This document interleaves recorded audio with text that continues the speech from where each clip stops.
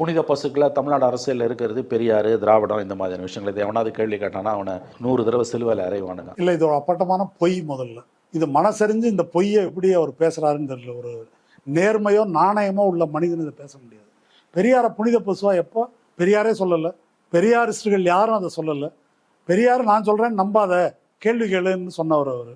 பெரியாரிஸ்டுகள் இந்த கேள்விக்கும் பதில் சொல்லியிருக்கிறாங்களே தவிர பெரியார் புனிதமானவர் சொல்லலை. பெரியாரை டிசக்ரேட் பண்றது அப்படின்றது, பெரியாருக்கு மேல காவி துண்டு போடுறது, பொட்டு வைக்கிறது, இந்த வேலை அவரை அவமதிப்பது அப்படின்னு சொல்லிதான் அதற்கு எதிர்ப்பு தெரிவிச்சிருக்காங்க. இப்ப அதை செய்யறதுக்கு உரிமை வேணும்னு மணி கேட்கிறாரா? என்ன சொல்ல வர்றாரு? அதை செஞ்சவங்க எல்லாம் மனநலம் குன்றியவர்கள்னு கோர்ட்டுக்கு கூட்டு போய் பண்ணிட்டாங்க. இல்ல, அவர் அதை விரும்புறாருன்னு தெரியுது. அப்படி சொல்றது செய்யறதுக்கு உரிமை வேணும் அப்படின்னு அவர் விரும்புறாரு போடுறது.